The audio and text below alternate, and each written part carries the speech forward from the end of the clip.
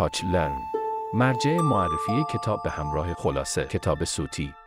فلورا و اولیس اثری در زمینه کودکان و نوجوانان است که کیت دی کامیلو نویسنده خوش‌ذوق آمریکایی آن را به زیبایی به رشته تحریر درآورده است. فلورا اکنون با مادرش زندگی می‌کند و مدتی قبل پدر و مادرش از هم جدا شدند. مادر و دختر داستان علاقه‌مند به خواندن کتاب اما با سبک‌های متفاوت هستند، به گونه‌ای که فلورا کمیک استریپ را ترجیح می‌دهد و مادرش دوستدار ماجراهای عاشقانه است. هر دو با هم روزهای خوبی را می‌گذرانند تا اینکه یک روز فلورا از پنجره اتاقش سنجابی را مشاهده می کند که توسط جارو برقی همسایه‌شان مکیده می شود. دست به کار می شود و او را نجات می دهد و اتفاق جالبی را به نظاره می نشیند. اولیس که نام سنجاب است تغییرات جالبی را در خود می بیند، از جمله آنکه می تواند پرواز کند. بدنش توانایی های شگفت انگیزی را به دست آورده است و قادر به گفتن اشعاری نیز می باشد. فلورا هم نقش کتاب مصوری به نام چیزهای بد ممکن است برای شما اتفاق بیفتد را در نجات سنجاب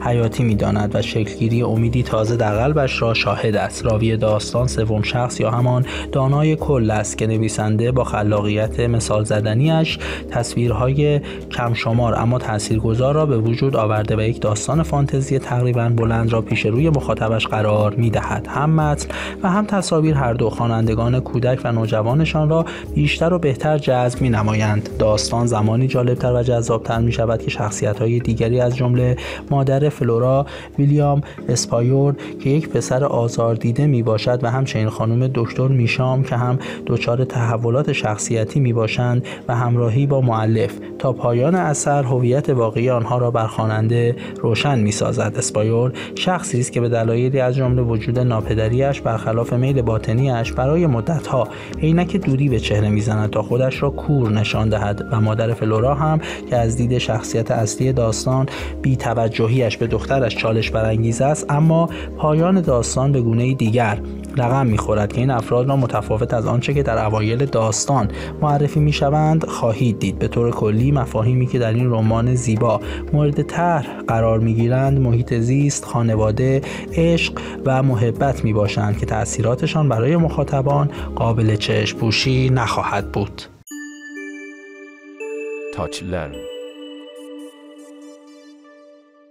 کیت دی کامیلو نویسنده اهل ایالات متحده است که در روز 25 مارس سال 1964 در این کشور متولد شد. او که به حال 2 بار برنده مدال نیوبری گردیده است. آثار دیگری همچون ببر خیزان و افسانه دسپراکس را هم در کارنامه دارد. از روی کتاب افسانه دسپراکس انیمیشنی هم با همین نام ساخته شده است که کامیلو روزهای نوجوانی و بزرگسالی خود را در کلرمونت فلوریدا گذرانده است. وی که بسیار علاقه دارد او را یک قصه گو بدانند، همچنان برای کودکان و البته بزرگسالان آثاری را می نویسد و اکنون در مینسوتا زندگی می کند.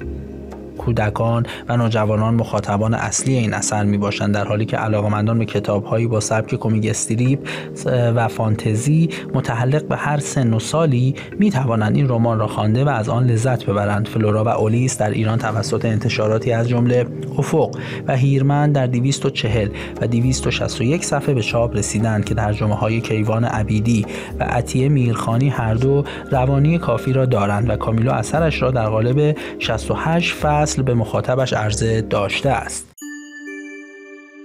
تاچ لرن.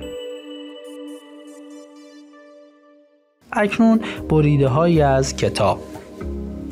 فلورا با خود فکر کرد من اینم. سرش را پایین انداخت و به خواندن داستان اینکاندستوی شگفت‌انگیز ادامه داد. چند دقیقه بعد صدای مهیبی خواندنش را متوقف کرد. صدا جوری بود که انگار هواپیمایی در حیاط پشتی خانواده تیکام فرود آمده بود. فلورا گفت بی خیال. از پشت میزش بلند شد و از پنجره دید که خانم تیکام با جارو برقی براق و بزرگی دور حیاط پشتی می‌گردد.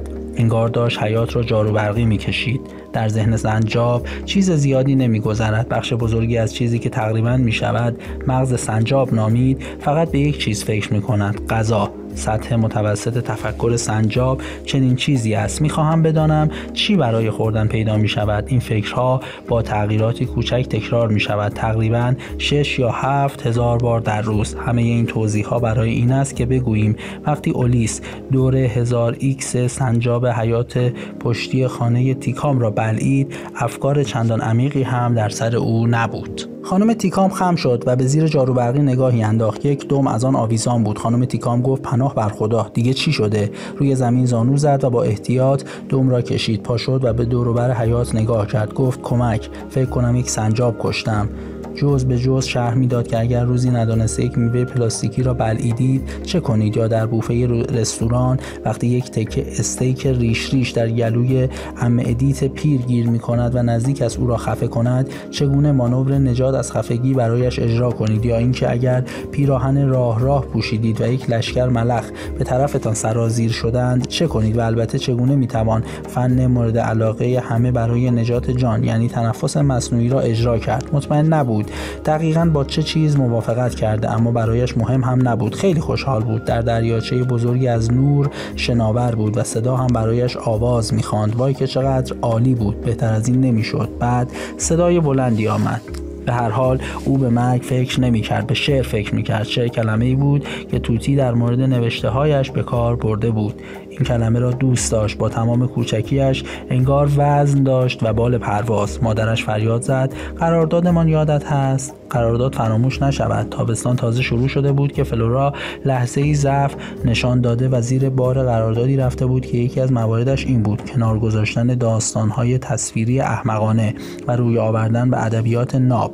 خواب سنجاب دیده بود. در خوابش سنجاب دستهایش را به جلو و دمش را به عقب کش داده بود و پرواز می‌کرد. سنجاب می‌رفت زندگی کسی را نجات دهد. ظاهری قهرمانانه داشت. عنوان یکی از کمیک جایزه‌های مورد علاقه فلورا این بود: چیزهای وحشتناکی که ممکن است برای شما هم اتفاق بیفتد. به عنوان یک بدبین فلورا داشتن آمادگی لازم را شرط عقل می‌دانست. چه کسی می‌دانست چه چیز وحشتناک و غیرمنتظری ممکن است در انتظار آدم باشد، چیزهای وحشتناکی که ممکن است برای شما هم اتفاق بیفتد. جز به جز شرح میداد که اگر روزی ندانسته یک میوه پلاستیکی را بلعیدید چه کنید، که البته این اتفاق بیشتر از آنچه تصورش را میکنید میافتد. بعضی از این میوه های پلاستیکی بیش از حد طبیعی به نظر میآیند. یا در بوفه رستوران وقتی یک تکه استیک ریش ریش در گلوی عمه ادیت پیر گیر میکند و نزدیک است او را خفه کند چگونه مانور نجات از خفگی برایش اجرا کنید. یا اینکه اگر پیراهن راه پوشیدید و یک لشکر ملخ به طرفتان سرازیر شدن چه کنید؟ فرار کنید، چون ملخ‌ها راه را میخورند. و البته چگونه میتوان فن مورد علاقه همه برای نجات جان یعنی تنفس مصنوعی را اجرا کرد.